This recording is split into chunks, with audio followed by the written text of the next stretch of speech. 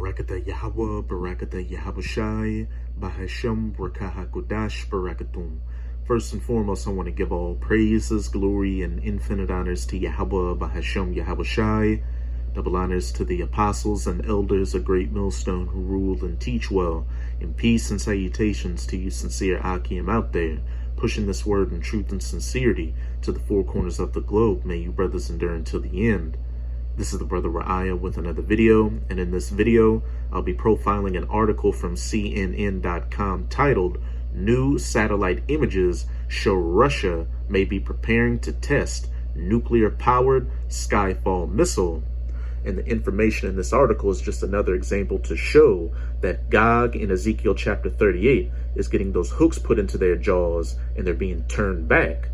Gog being Russia, and those hooks being put into their jaws to turn them back is the Most High putting that old confrontational Soviet Union spirit back onto these Russian Edomites. And it's all because the Most High is preparing them for World War III, where they, along with other nations, are going to shoot 200 million nuclear missiles onto the United States of America, which in the scriptures is known as Babylon the Great, and it's going to turn it into the biblical lake of fire from sea to shining sea, and then a desolate, uninhabitable wasteland afterwards.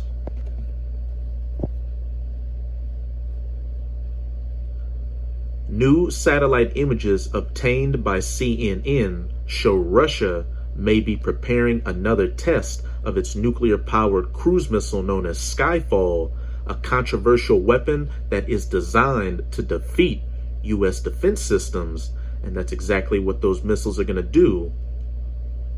The photos, which were captured on August 16th by the commercial satellite imaging company Capella Space, offer strong indications Russia was preparing to test a nuclear-powered cruise missile at a known launch site near the Arctic Circle.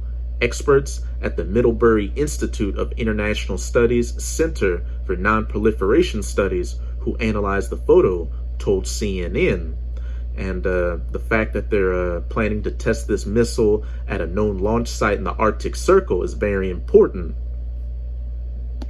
This is Jeremiah chapter 50 verse 9. For lo, I will raise and cause to come up against Babylon, the United States of America, an assembly of great nations from the north country. And that north country is referring to Russia, because what's north of the United States of America?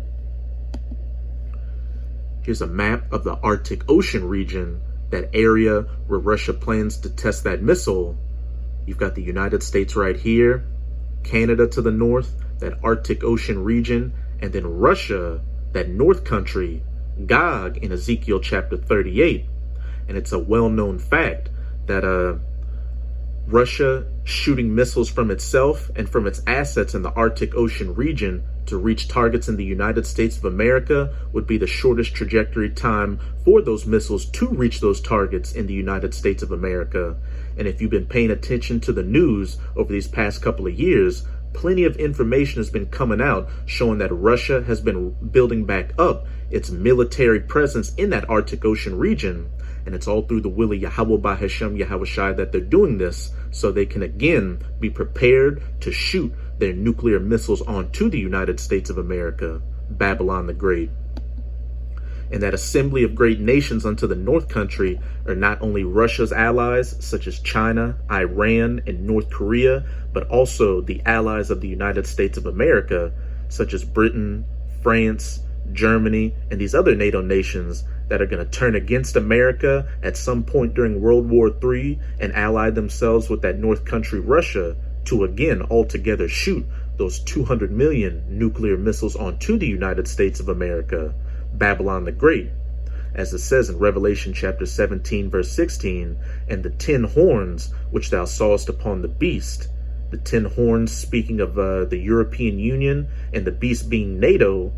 These shall hate the whore that sat upon the beast, that whore being the United States of America, and shall eat her flesh and burn her with fire, nuclear fire, from those nuclear-tipped ICBMs. And they shall set themselves in array against her. From thence she shall be taken. Their arrows shall be as of a mighty expert man. None shall return in vain.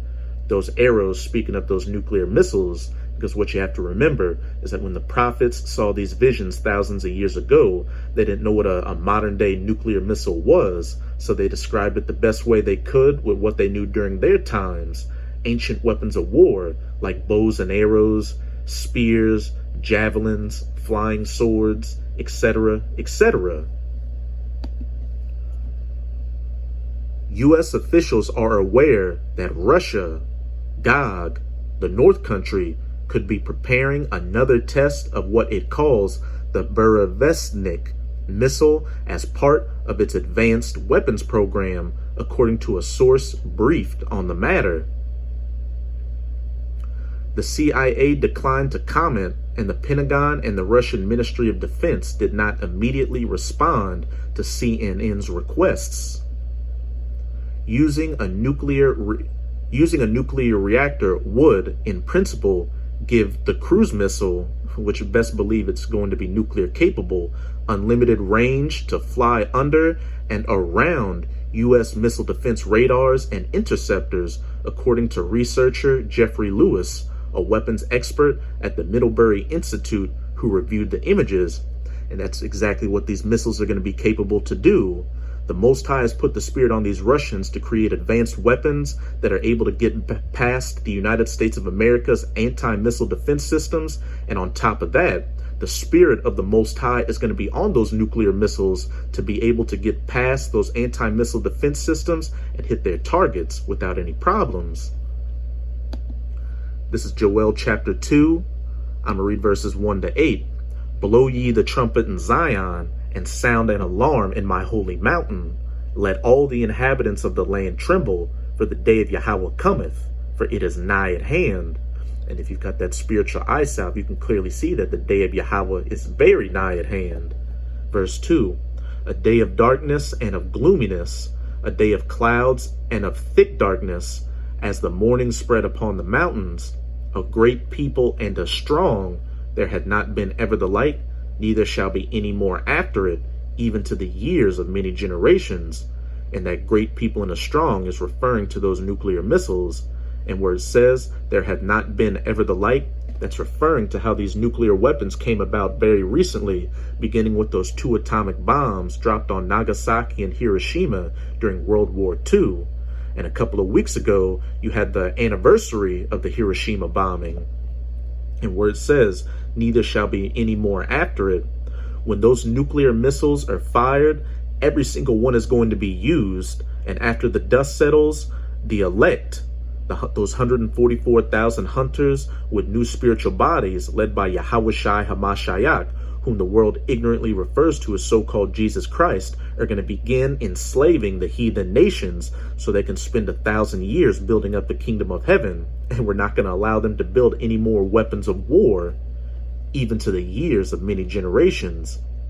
A fire devoureth before them, and behind them a flame burneth.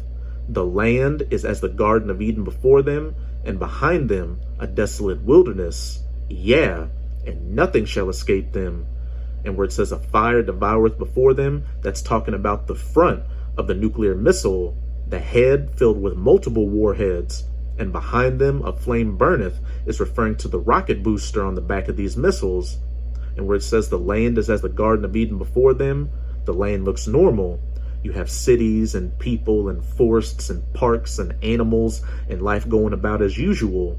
And where it says, and behind them a desolate wilderness, after those nuclear missiles detonate, it's going to turn that area into a desolate wasteland, like a post-apocalyptic movie or a video game, like Mad Max or Fallout. The appearance of them is as the appearance of horses, and as horsemen, so shall they run. Like the noise of chariots on the tops of mountains shall they leap, like the noise of a flame of fire that devoureth the stubble, as a strong people set in battle array. Before their face the people shall be much pained, all faces shall gather blackness, or ash, or soot, these people getting burned up by these nuclear missiles. They shall run like mighty men, they shall climb the wall like men of war, and they shall march, everyone on his ways, and they shall not break their ranks. And here's the main point I wanted to get to in verse 8. Neither shall one thrust another. They shall walk, every one in his path. And when they fall upon the sword, they shall not be wounded. When these nuclear missiles are fired to the ends of the earth, mainly at Babylon the Great, the United States of America, they're going to reach their targets without any problems. And when they fall upon the sword, those anti-missile defense systems, they shall not be wounded. They won't be stopped and reach their targets without a hitch. And like I said earlier, the Most High put the spirit on these Russian Edomites to create advanced missiles technology that would be able to evade U.S. anti-missile defense systems, those swords, and ultimately it's the spirit of the Most High that's going to be on those missiles, guiding them to their targets and evading those anti-missile defense systems without any problems. And then back in that article, what did we read that those nuclear-powered missiles could be capable of doing? Using a nuclear reactor would, in principle, give the cruise missile unlimited range to fly under and around U.S. missile defense radars and interceptors. They shall walk every one in his path, and when they fall upon the sword, those anti-missile defense systems, they shall not be wounded. With each passing day, it's getting much more clear who the true prophets of the Most High are. GMS or Great Millstone. Now I'm going to jump around a bit in this article. Read these last two paragraphs. Russia has been modernizing its strategic nuclear weapons and delivery systems to counter U.S. and NATO and to bolster its claim to be a major military power. Back in Ezekiel chapter 38, I will put hooks into thy jaws and turn thee back. Once again, the Most High putting that old confrontational Soviet Union spirit back on these Russian Edomites, raising fear of another nuclear arms race as the U.S. also sets about upgrading its nuclear arsenal. While Moscow and Russia renewed the New START treaty in February, shortly after President Joe Biden took office, the U.S. has withdrawn from two landmark arms control treaties with Russia, the Intermediate Nuclear Forces Treaty in 2019 and the Open Skies Treaty in 2020. And as it says, raising fears of another nuclear arms race as the U.S. also sets about upgrading its nuclear arsenal. And there will be another nuclear arms race, and it's all going to culminate in World War III, which will be nuclear, which will ultimately end with the United States of America, Babylon the Great, being hit with 200 million nuclear missiles and turned into the biblical lake of fire from sea to shining sea, and then a desolate, uninhabitable wasteland afterwards, which you can further read about in Isaiah chapter 13. And after the dust settles, the only thing the United States of America will be remembered as what a wicked kingdom looked like, how not to govern the earth, and what the judgment and punishment was for afflicting the apple of the Most High's eye, the true children of Israel, who are the so-called Negroes, Latinos, and Native Americans. But now I'm going to close it out in Revelation chapter 9, verse 12. One woe or destruction is past, referring to World War I. And behold, there come two woes more hereafter, World War II, which is past, and World War III, which is quickly coming and will also be nuclear. So that's it with this video. And with this video, I hope you sincere Akim are edified. Just keep strong and keep pushing this word. We're almost out of this final wicked captivity of the heathen nations, chiefly of the Edomites. And as always, I'm going to say Abad Babal, Kwam Yasharala, and until next time, Shalom.